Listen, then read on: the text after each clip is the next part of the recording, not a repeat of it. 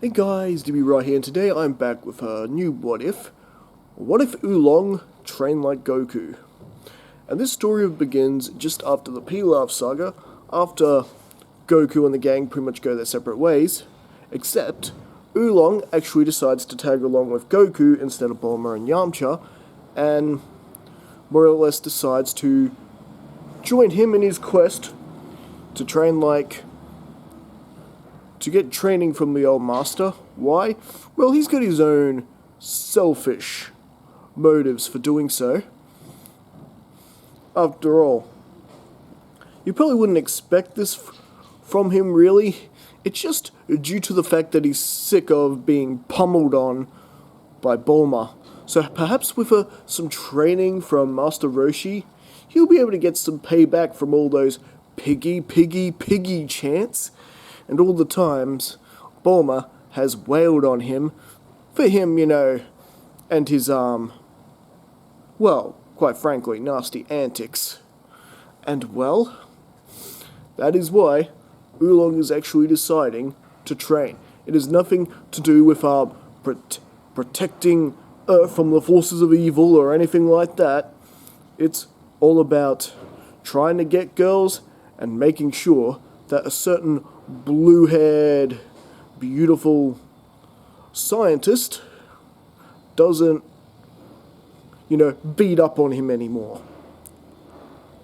And, well, needless to say, when they arrived at Master Roshi's, it didn't take them long to really convince the old master that they should be trained, especially when Oolong can sort of sneak away and transform into Bulma whenever he wants to, and that is more than enough to convince Roshi to train the guys, to train Oolong and Goku. Goku, of course, scratching his head wondering where Bulma keeps coming from and where she keeps disappearing to, and how Oolong seems to be gone at that same moment.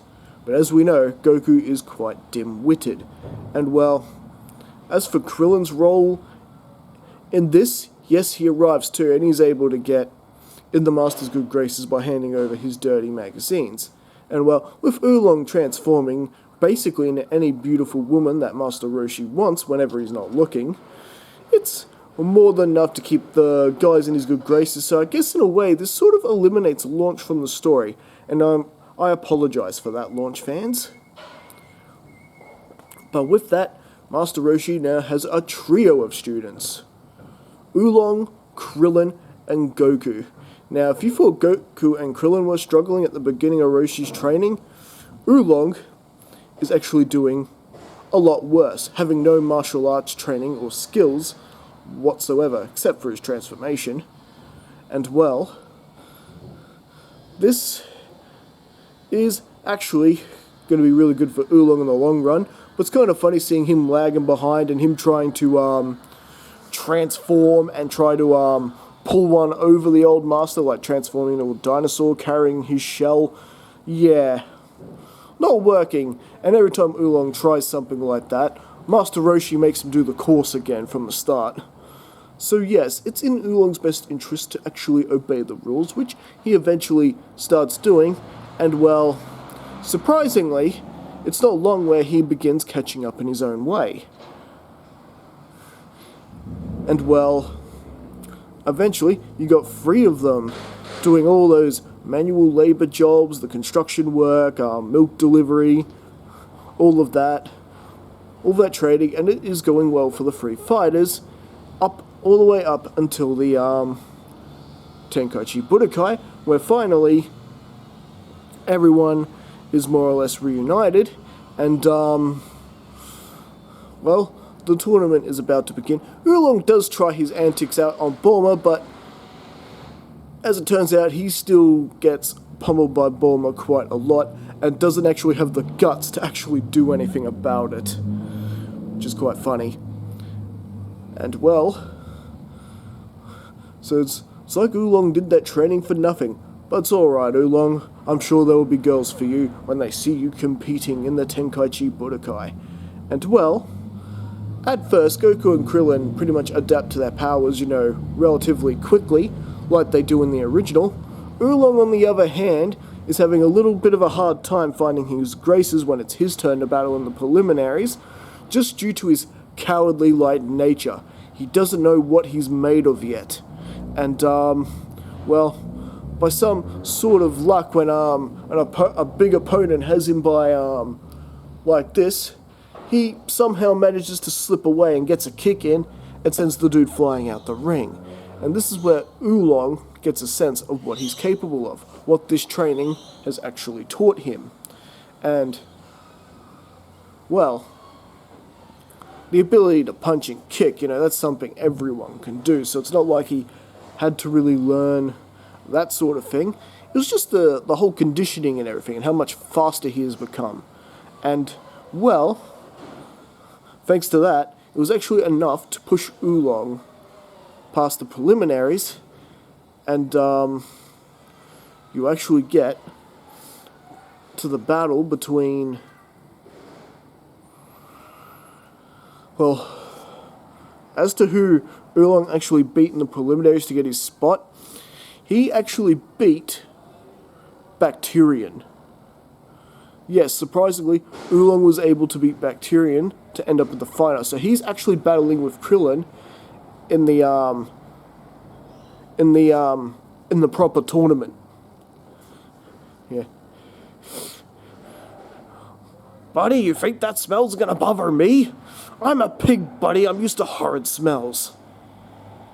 So yeah, Bacterian didn't actually stand a chance against Oolong. So you've got Yamcha against Jackie Chan, and that goes on as per normal. And you get Oolong battling with Krillin, and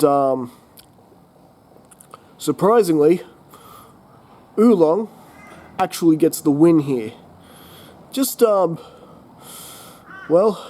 Krillin has good sneaky tactics and trickery, but then again, so does Oolong. And it was actually thanks to Oolong's transformation abilities, he was actually able to sort of one-up Krillin.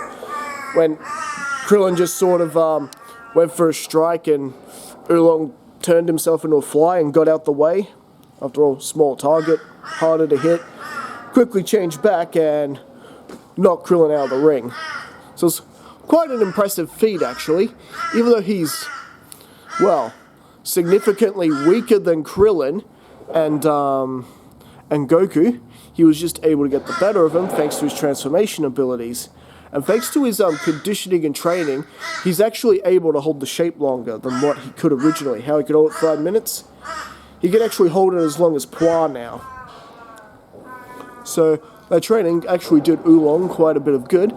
Meanwhile, of course, you had Goku battling with Jiren for the first round, and we head into the semi-finals, with Oolong ultimately losing to Jackie Chan, the Disguised Master Roshi, and Goku defeating Nam,